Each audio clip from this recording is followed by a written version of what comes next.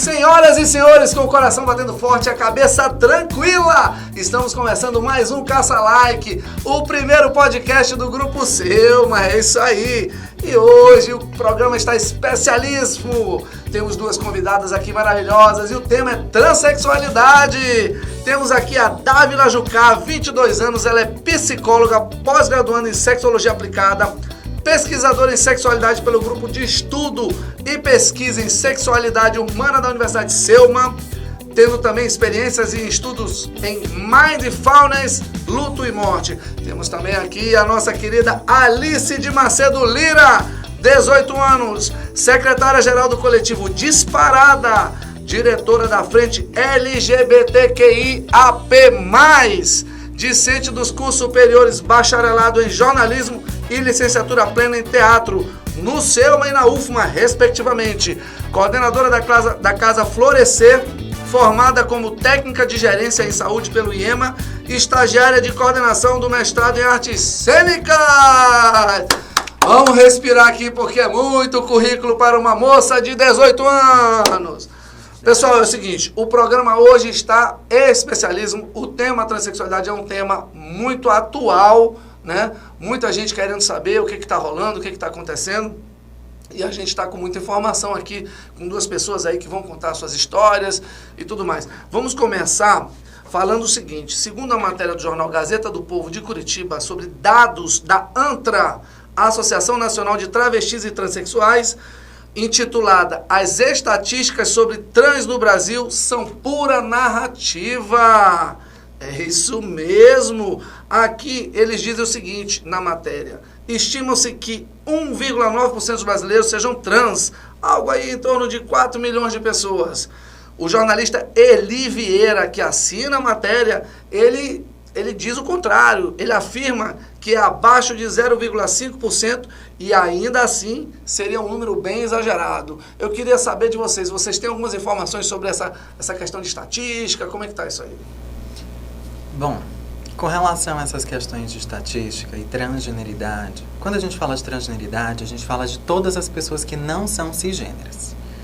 Então, a gente fala de pessoas transexuais, no caso, homens transexuais, mulheres transexuais, travestis, pessoas não binárias, gênero fluido, bigênero.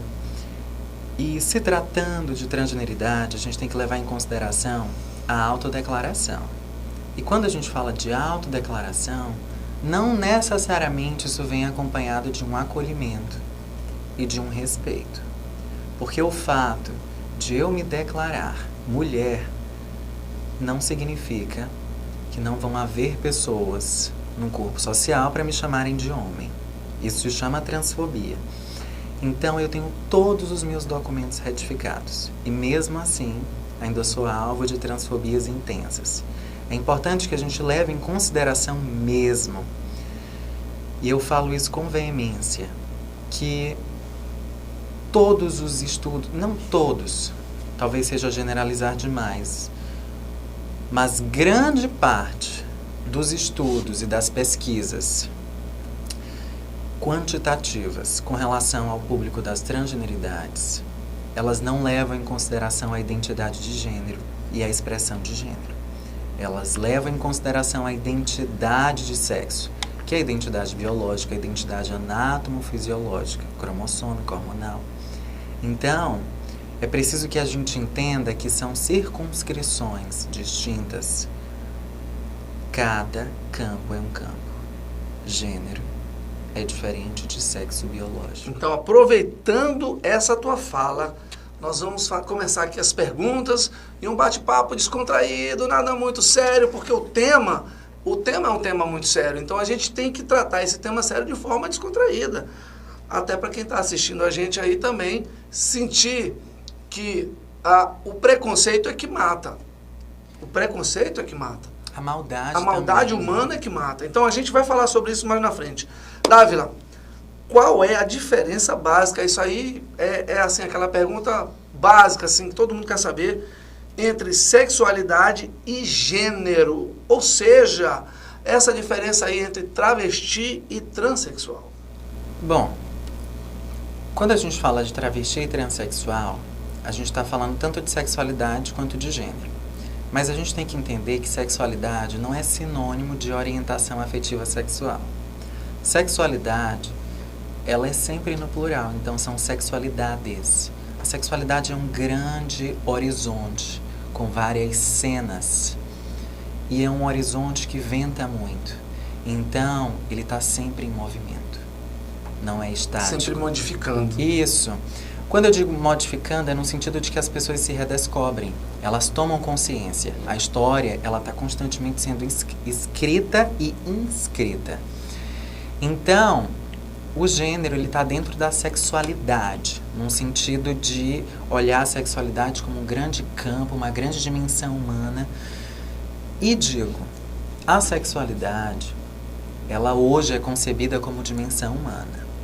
No entanto, a gente tem que entender que não nascemos e logo dizemos: a sexualidade é dimensão humana. Não é assim.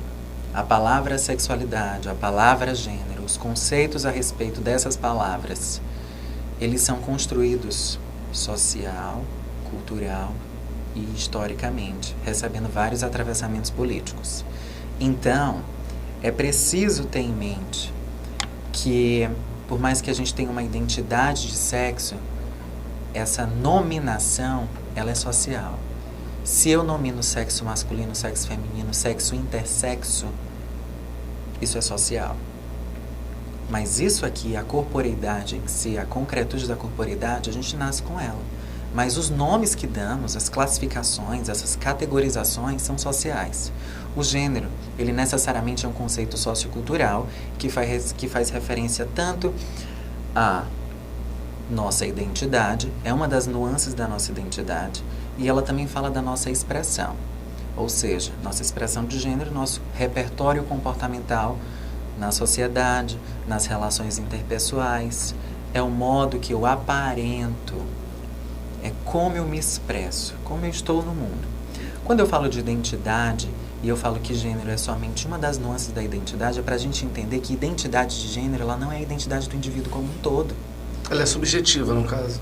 É sempre subjetiva a identidade. No entanto, há nuances. O que eu quero dizer sobre nuances é que a minha identidade é algo mais amplo que a transexualidade. Eu não posso ser resumida a isso. Alice não pode ser resumida a isso.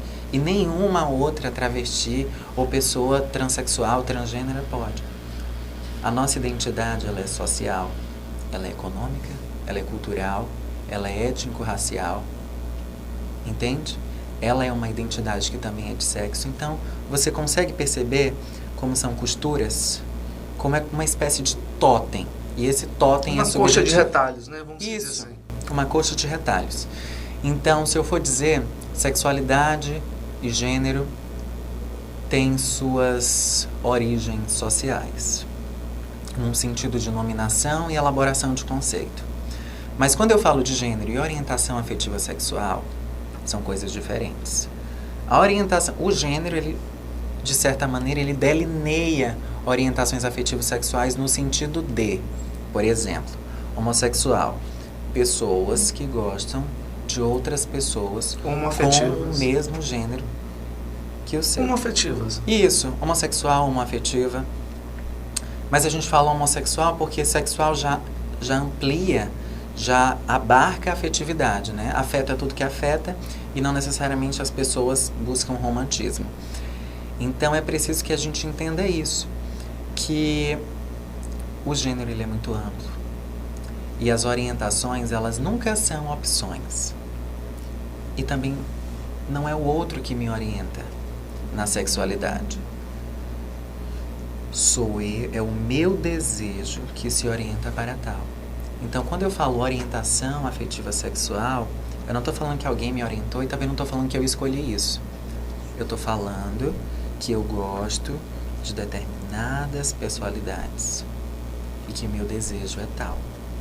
E sempre ligado ao amor, ao sentimento, não é? Não necessariamente ao amor, mas ao desejo.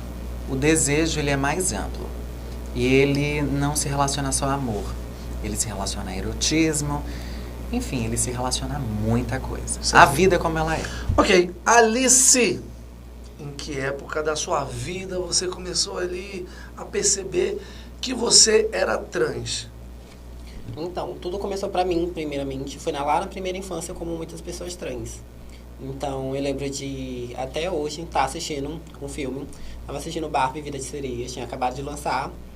E eu viro pra minha babá e digo, eu sou uma menina trans. E ela pergunta, você é uma menina trans? Eu disse, sim, sou uma menina trans.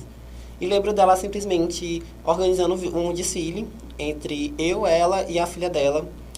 E dali pra mim foi um momento que eu realmente me senti eu, respeitada como o ser que sou. Mas a partir desse momento também eu percebi que a sociedade não estava preparada para me respeitar como tal, identidade. Então foi ali também que surgiu o primeiro trauma, de chegar, eu lembro de nós termos tirado fotos, e ter feito gravações, e essas gravações e fotos ter chegado em pessoas transfóbicas. E essas pessoas fazerem comentários à minha mãe, e minha mãe ter que chegar pra mim e me poldar em algumas atitudes. Então, pra mim foi um trauma que eu tive que levar até a adolescência. E quando chega na nossa adolescência, a gente começa a se questionar, a gente começa a ser rebelde, porque a gente passa a querer ser quem nós somos, a gente chega a ser o ser pensante, a questionar sobre muitas coisas que nos são impostas ao longo da vida. E foi quando eu primeiramente me assumi enquanto um garoto gay, cis. Foi o escudo que eu utilizei ao longo de todo o ensino médio e mesmo assim não me privou de sofrer muita LGBTfobia ao longo do período escolar. Muito preconceito. Então, para tu ter noção, eu já cheguei até a receber notas baixas simplesmente por eu ser quem eu sou. Quem eu era, no caso. Então, a partir do momento que eu me graduei nessa área da minha vida e cheguei na universidade, eu me senti livre, o espaço para ser quem eu realmente era, porque eu já não estava mais numa cidade pequena, então já estava conhecendo novas pessoas que se pareciam como eu, que se sentiam como eu, e chegaram a me explicar mais sobre a transexualidade e a transgeneralidade. Foi quando eu, finalmente, todos os quebra-cabeças, as peças de quebra-cabeça se juntaram e disse, eu sou uma pessoa trans, então foi quando eu me assumi. Isso no final de 2020. E você tinha quantos anos nessa época, mais ou menos? Nessa época, eu tinha entre 16 e 17 anos. 16 e 17 anos. Dávila, como foi aí a sua descoberta e o caminho até você chegar aí aonde você chegou? A transição, como a Alice disse muito bem, ela não é linear. O ciclo do desenvolvimento humano, ele tem uma certa temporalidade mais marcada. Mas quando a gente trata de tomada de consciência, redescobertas, o tempo é subjetivo. Decisões. É misterioso. Então, assim, a minha transição, num sentido aparente, se efetivou por volta de final de 2019, início de 2020. Você tinha quantos anos na época? Eu tinha 19 anos. 19 anos, já estava adulta já. Sim.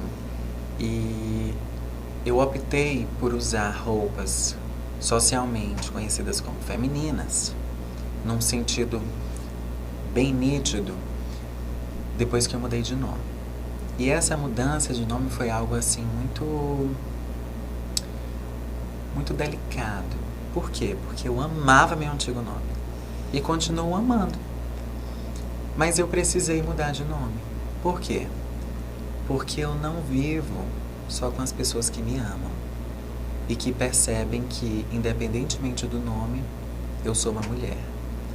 Eu vivo em uma sociedade onde certas personalidades são mais agredidas que outras. E, de fato, eu já fui vítima de muitas agressões e eu não queria, de forma nenhuma, que isso se repetisse. Então, você começou como crossdresser? Você não. Começou a se vestir como mulher, mas ainda não tinha... Não, eu só comecei a me vestir como mulher depois que eu mudei de nome. E logo quando eu mudei de nome, Entendi. no sentido social, no nome social, aí eu mudei logo nos documentos e foi super rápido. Inclusive, recebi minha certidão de nascimento no cartório, a gente sabe que hoje está mais rápido. Sim. Eu recebi minha certidão de nascimento no cartório em 5 dias. E em mais ou menos uns 2 dias a minha carteira de identidade foi atualizada. Demoraram só algumas horas para atualizar meu nome no banco. E aí começou a transição? Começou a transição num sentido... Físico. Começou a transição num sentido jurídico. Sim. Num sentido das formalidades do nome. A roupa foi muito rápido. Eu ganhei muitas roupas.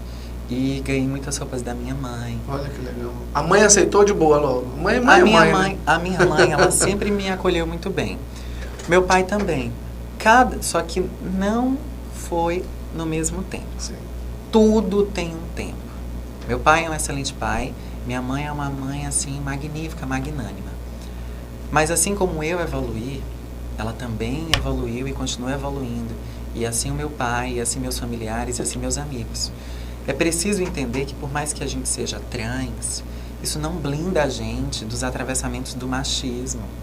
Às vezes eu me pego tendo pensamentos machistas, porque a gente tá num país que as estruturas vínculos, são né? machistas. Os vínculos, né? Tudo, né? Você cresceu ali num ambiente... Pois né? é, o ambiente que eu cresci, apesar de algumas dificuldades escolares, não no sentido cognitivo, mas no sentido mesmo de preconceito. Eu sofri muito preconceito na escola.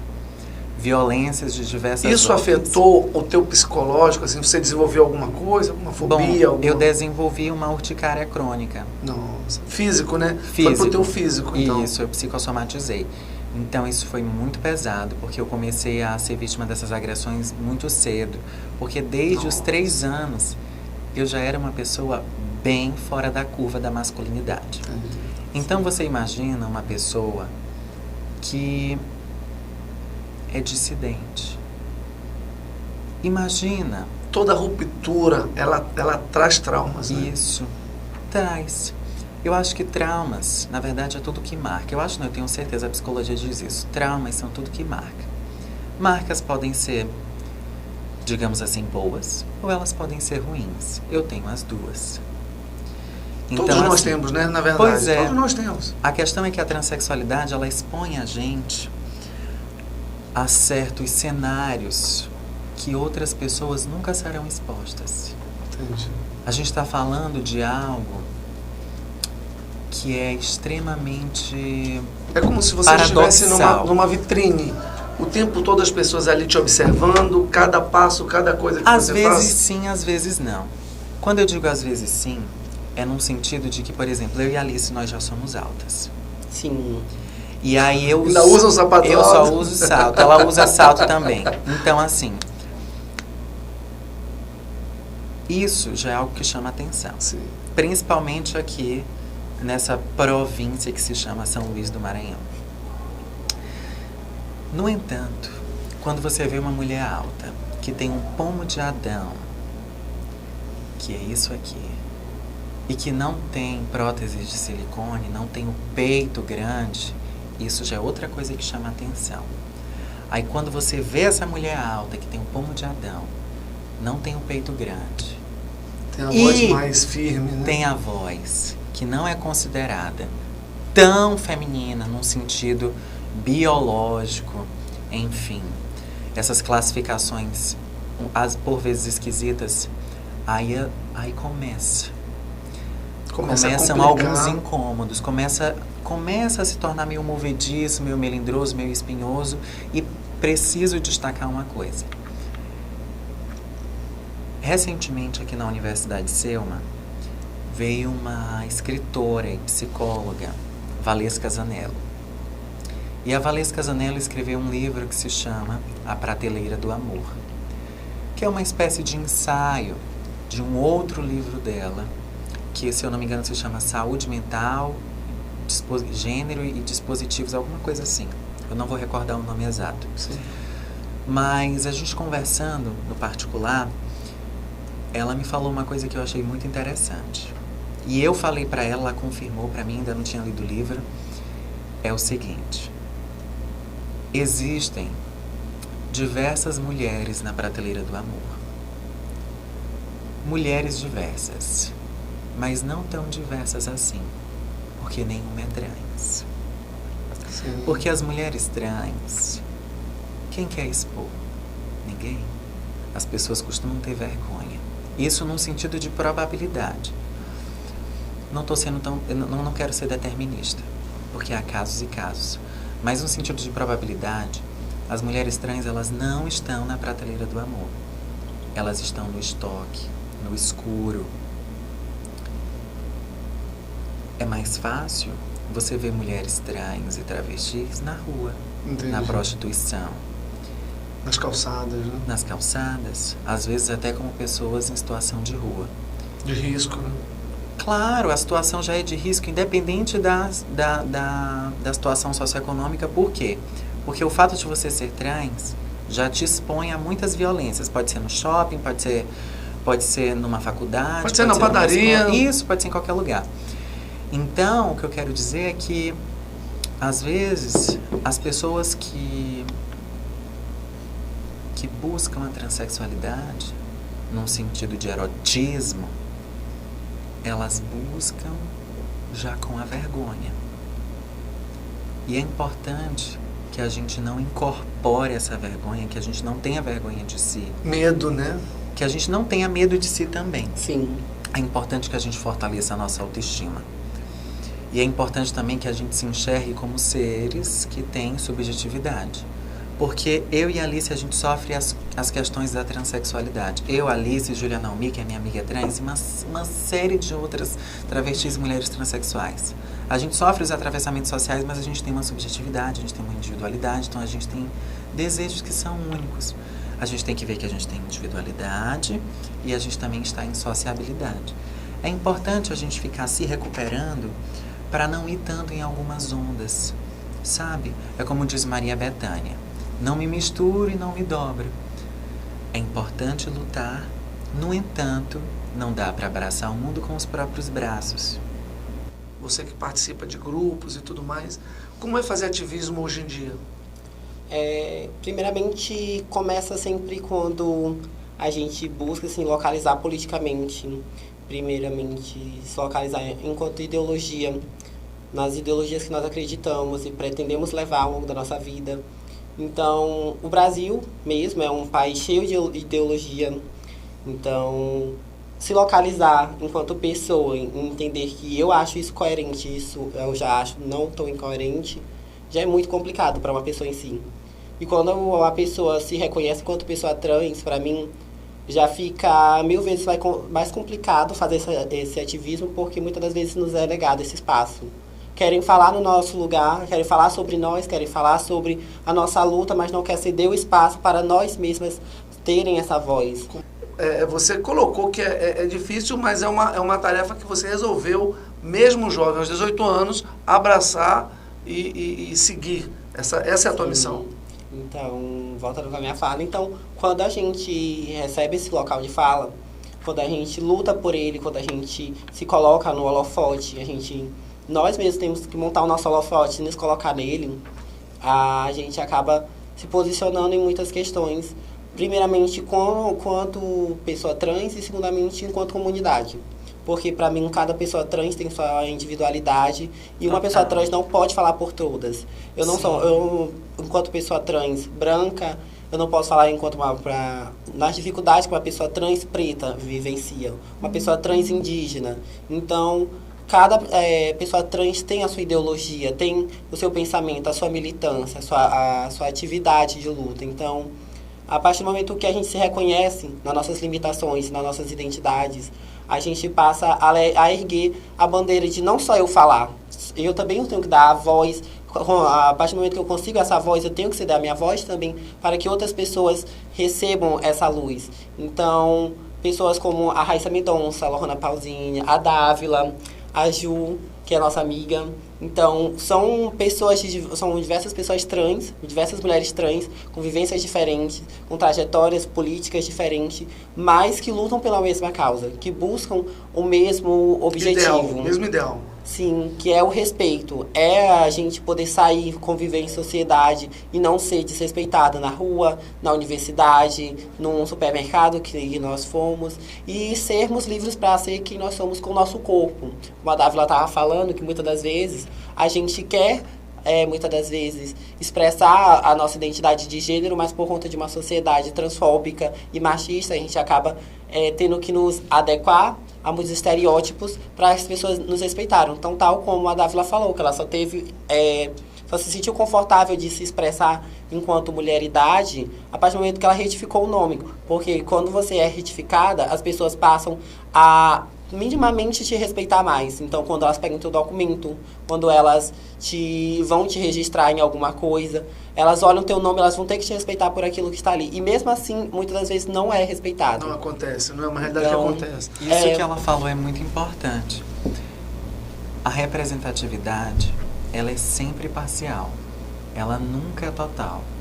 A gente tem um protagonismo a respeito da nossa vida. Não tem como a gente fazer história falando sobre outras pessoas sem dar voz a elas. O que a Alice disse é vital para que a gente não compactue com a morte compulsória. E eu digo morte logo porque a transfobia, ela muitas vezes ela bate para matar. Então isso é muito grave. A gente já está conversando aqui já há um tempo e eu falei várias vezes aqui em LGBTQIAP+. E muita gente fica se perguntando por que tantas siglas, por que... Então é o seguinte, gente, L de lésbicas, G de gays, B de bissexuais, T de transgêneros, Q de queer, I de intersexuais, A de assexuais e P de pansexuais e o mais. Quer dizer o que, pessoal? O P é de pansexuais e polissexuais. Polissexuais, é engraçado, não vi isso aí. Na sigla ainda tem mais essa questão. A gente olha aquela sigla e ainda é um resumo. Por exemplo, o T de LGBT, a gente fala trans, mas vem o transgênero, transexual, travesti. Não binário, significa, são pessoas significa muita coisa, né? Sim. Nossa, total. São 8 letras e um sinal. Isso confunde muita gente, né? Confunde. Confunde. Sabe por que confunde? Porque há muitas pessoas, eu e a Alice, a gente já percebeu isso. Porque a gente já participou de alguns eventos e a gente percebe que a cisgeneridade... Ou heterossexualidade, né? Na verdade, não necessariamente a heterossexualidade, porque como trans, você também pode ser hétero. Sim. Então, a cisgeneridade, ela é muito acomodada. E ela é um tanto preguiçosa mesmo. Porque nós, pessoas trans, a gente já está escrevendo, a gente está publicando artigos, Já está a gente fazendo tá história, vídeos. não é isso? Isso, a gente já tem há uma série de conteúdos sobre sexualidade humana e gênero disponíveis no YouTube, disponíveis no Instagram, disponíveis no Twitter, conteúdos sérios, publicados por pessoas sérias. É claro que o melhor meio não é a rede social, mas há artigos que são de graça, há livros que são de graça, há documentários maravilhosos no Acesso YouTube. facilitado para todo mundo. Pois é, e eles ainda querem que a gente a todo momento tenha uma vivência pedagógica de ficar explicando tudo a todo momento para eles. Não dá. Nesse momento aqui a gente está explicando e está sendo ótimo, a gente está disposta a isso. Legal. Mas assim, na rua, eu já passei por experiências das pessoas, de eu falar que eu sou uma pessoa trans, elas dizerem assim, me conta o que significa essa sigla LGBTQIAP+. E elas simplesmente se sentam, querem uma palestra, tem coisas que a gente precisa buscar com as nossas próprias pernas, os nossos próprios braços, porque a gente fica cansado. Sim. A nossa vivência também é pedagógica. No entanto, a gente tem uma vida além dessa pedagogia das transexualidades. Você conseguiu descobrir por que existem tantos preconceitos, LGBTfobia e essa violência aí por identidade de gênero? A vida é muito ampla para eu dar uma resposta tão firme e estática. Os preconceitos, eles se movimentam, assim como os acolhimentos. Então, nas minhas pesquisas, pelo menos de acordo com os 2 artigos que eu já escrevi, aqui pela Universidade de Selma, o outro artigo que eu estou escrevendo pelo Instituto Paulista de Sexualidade, que quando se trata de preconceito, a gente fala de ignorância, mas a gente também fala de maldade. Então, há pessoas que têm a ausência do conhecimento, e a ausência do conhecimento, ela pode estar envolta numa ingenuidade, ela pode estar envolta em algo que não seja tão agressivo, mas ela também pode estar envolta em algo bem agressivo. Porque há pessoas que são ignorantes. Sim. E a partir da ignorância, elas vão desenvolvendo mecanismos de defesa específicos. E esses mecanismos de defesa, eles, por vezes, acabam sendo tentativas de aniquilamento às nossas subjetividades. Sim. E isso se reforça quando se trata de maldade. É preciso falar, há pessoas que são maldosas, assim como há pensamentos benévolos, há pensamentos malévolos. Cada pessoa sofre conforme suas possibilidades. Lésbicas, gays, bissexuais, transexuais. Há pessoas que são transexuais e também sofrem lesbofobia. Sim. Porque há mulheres trans que são lésbicas. Sim. Há homens trans que sofrem homofobia porque são gays. Então, assim, a gente vê que é uma sigla, que ela é de interseccionalidades. Mas é preciso que a gente entenda que cada letrinha tem a sua história. Sim. E que dentro de cada letrinha há pessoas que têm outras histórias de vida. Bom, sobre essa questão do alinhamento, eu acho que é importante a gente ter em mente, consciente, não num estado de vigília, mas que a gente fique consciente de que muitos preconceitos e muitos desconfortos sociais, eles são oriundos da ausência de habilidades sociais. Há pessoas que não sabem conversar. E ser mulher trans e travesti não é tão óbvio assim. Sim.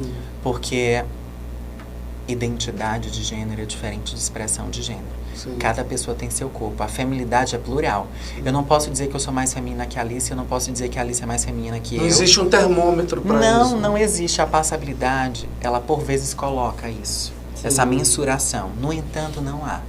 Mulheres trans são mulheres, travestis são travestis e algumas concebem esses termos como sinônimos e isso é maravilhoso.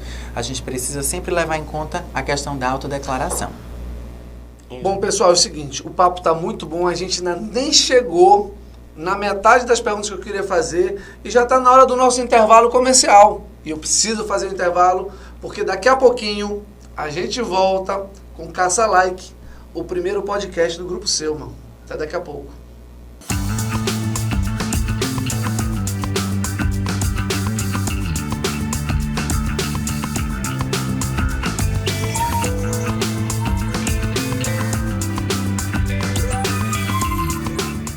É isso mesmo, voltamos com o podcast Caça Like, o primeiro podcast do Grupo Selma e hoje super especial com a presença da nossa psicóloga Dávila e a presença da nossa aluna Alice.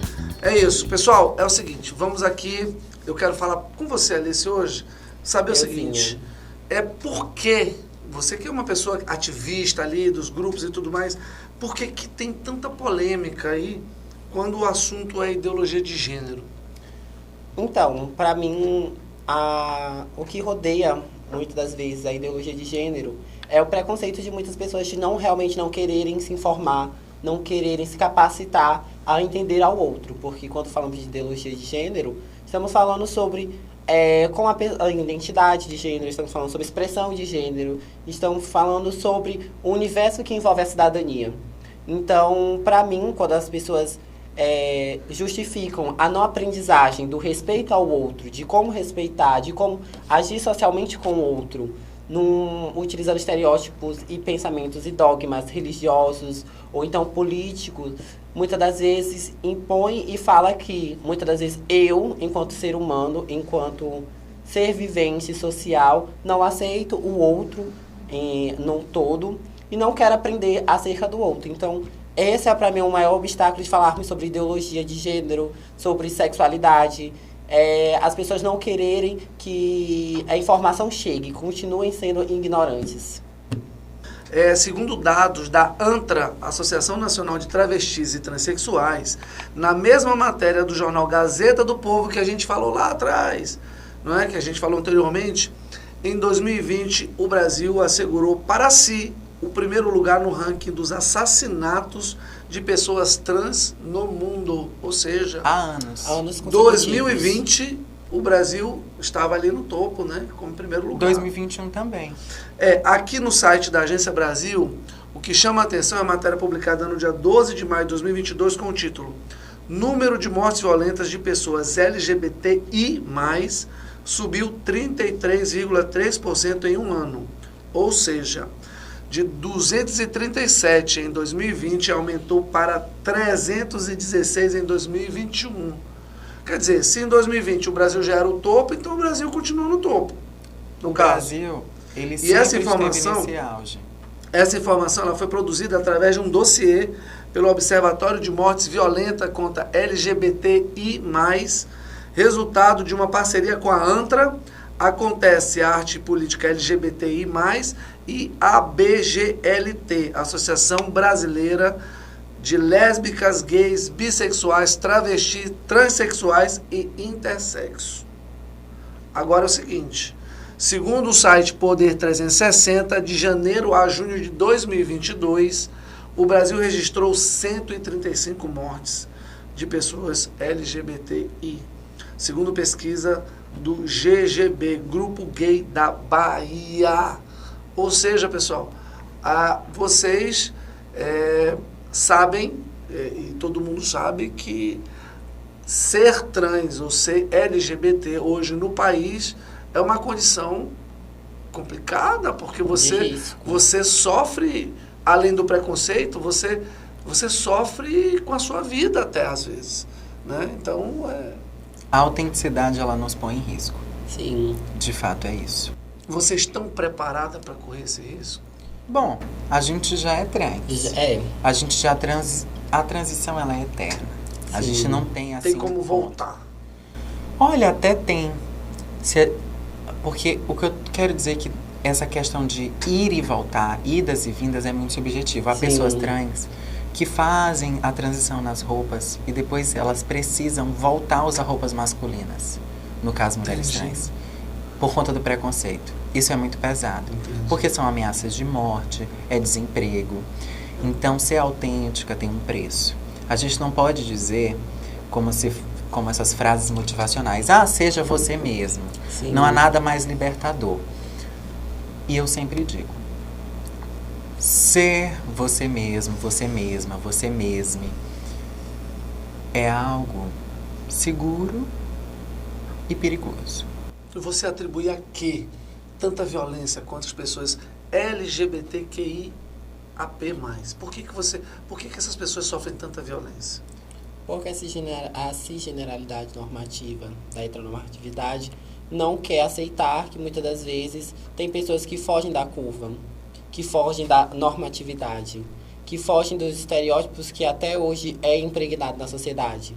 Então, por exemplo, eu fui uma pessoa que cresci ouvindo desde a família, a escola, a rua, que o correto só existe frases como, por exemplo, só existe Adão e Eva, Deus não criou Adão e Eva. Então, a sociedade hoje ainda continua sendo a maior repressora, a maior instituição que dá tapa na cara da pessoa LGBT. Quando o Dávila, quando qualquer outra pessoa LGBT se propõe a se assumir enquanto pessoa LGBT, se propõe a externar aquilo que já está dentro da gente, a gente leva tapa na cara, na escola. Sabe que pode correr esses riscos na rua também. Né? Simbolicamente, fisicamente.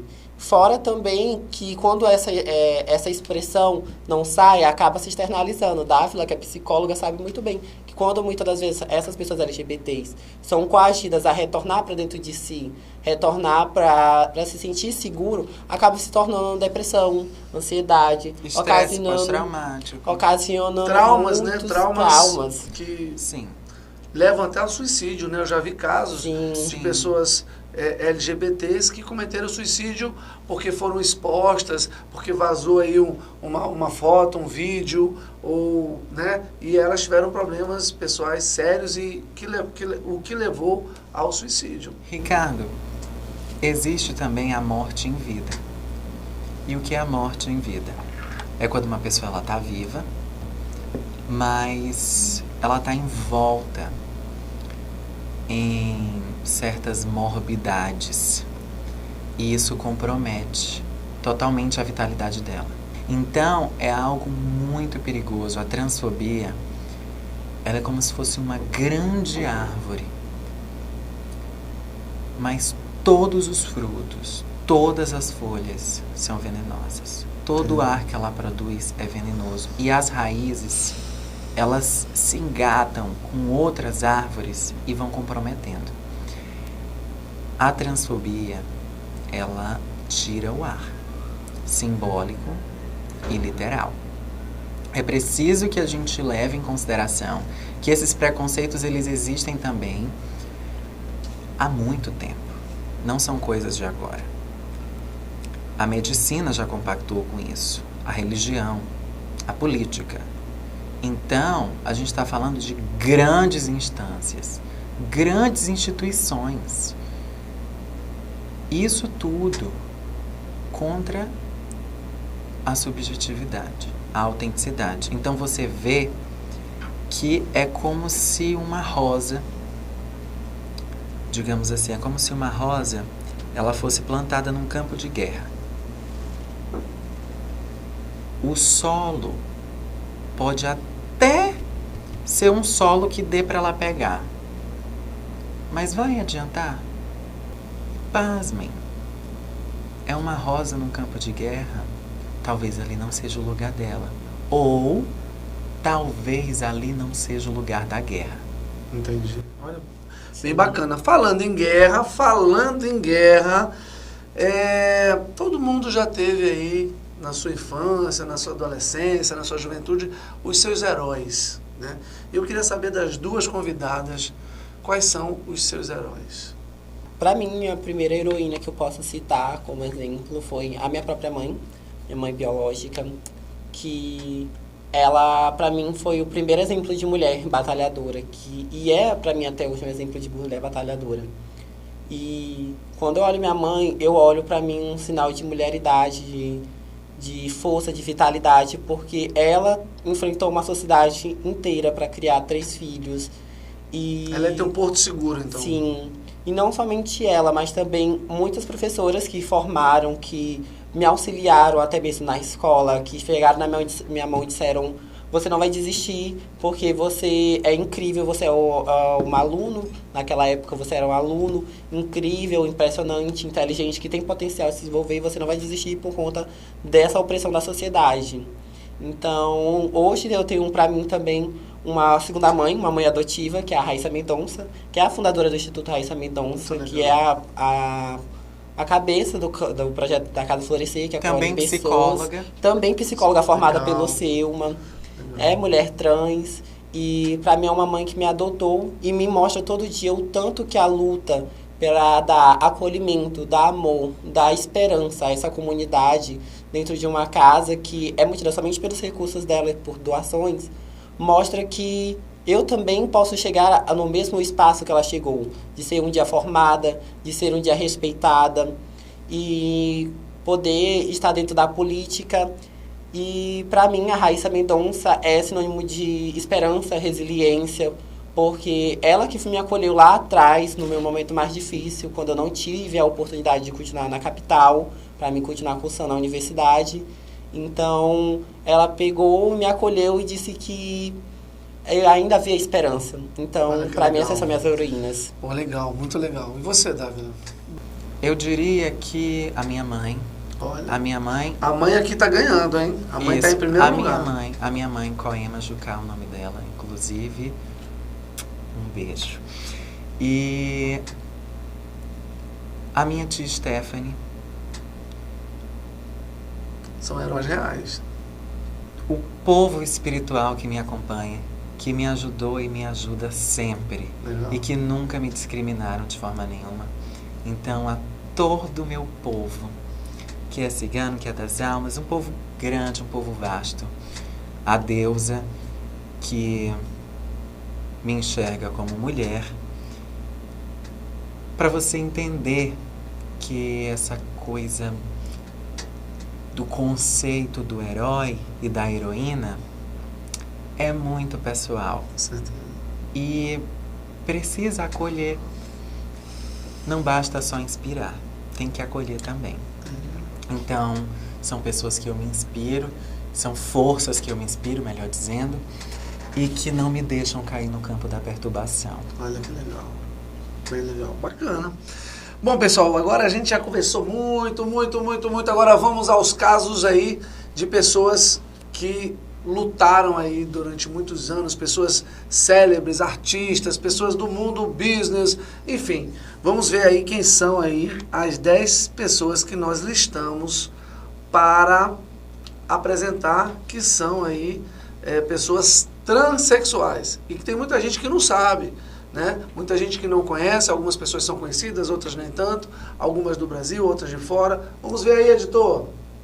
Bom, essa aí, ela é muito especial. Essa moça de 83 anos hoje, ela se chama Wendy Carlos e ela é madrinha trans da música eletrônica, meus amigos.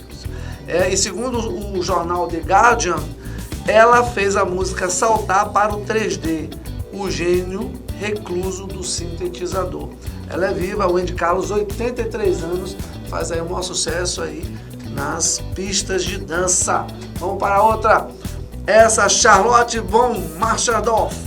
Essa aí viveu até 2002, ela é de 1928, viveu até 2002 e ela é uma importante ativista LGBTQ. Ela foi presa na Alemanha nazista e liberada com o fim do regime. Criadora do museu Grundzest, eu não sei falar, mas é Grundzest, em Berlim, na capital da Alemanha, local que serviu de QG para diversos eventos LGBT nos anos 70. Vamos para outra, editor. Essa famosíssima nos Estados Unidos se chama Missy Major. Ela é de 1940, tem 83 anos, é viva até hoje e ela foi contada num documentário de 2015 chamado Major e que mostra aí 40 anos de ativismo em defesa das mulheres trans negras dos Estados Unidos. Há 6 dias ela saiu num site de fora chamado bet.com que ela disse o seguinte, lá dos Estados Unidos: temos medo de conhecer alguém e vê-lo acabar com nossas vidas, porque não nos encaixamos em sua ideia de beleza.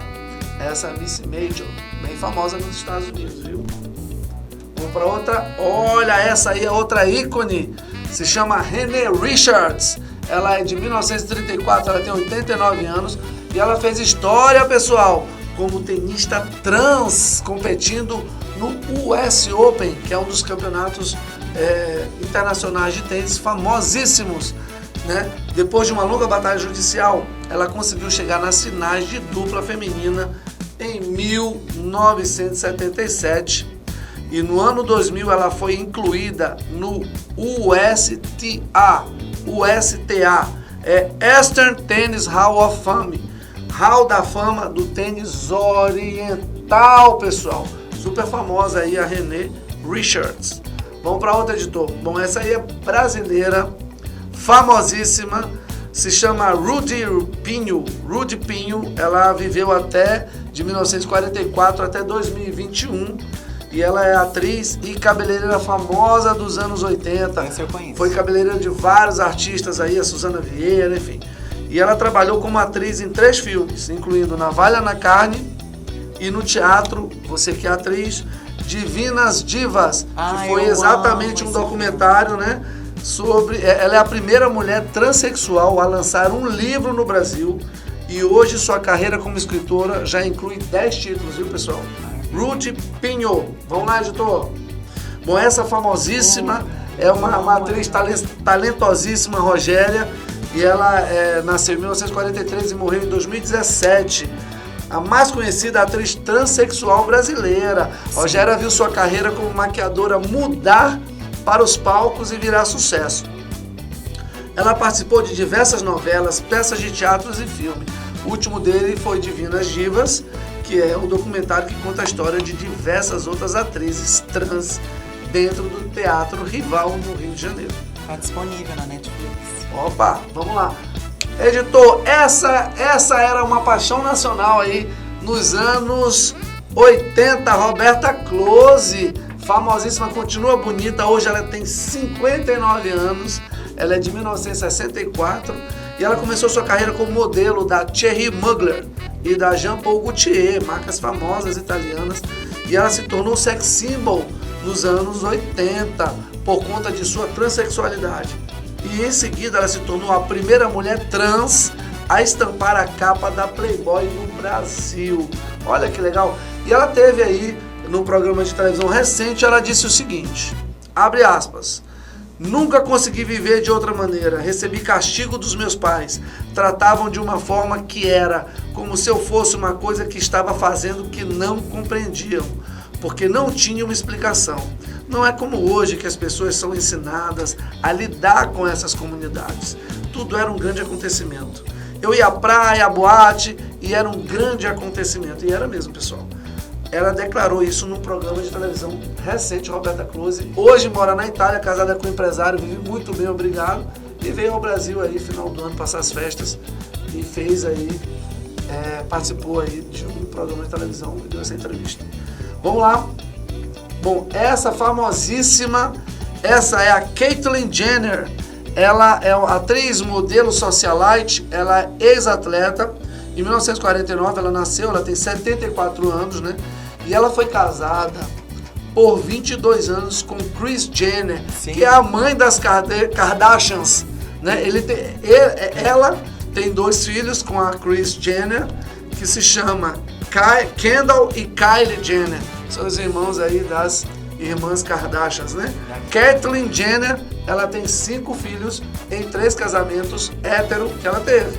E depois é que ela fez essa transição e hoje é famosíssima aí nos Estados Unidos, né?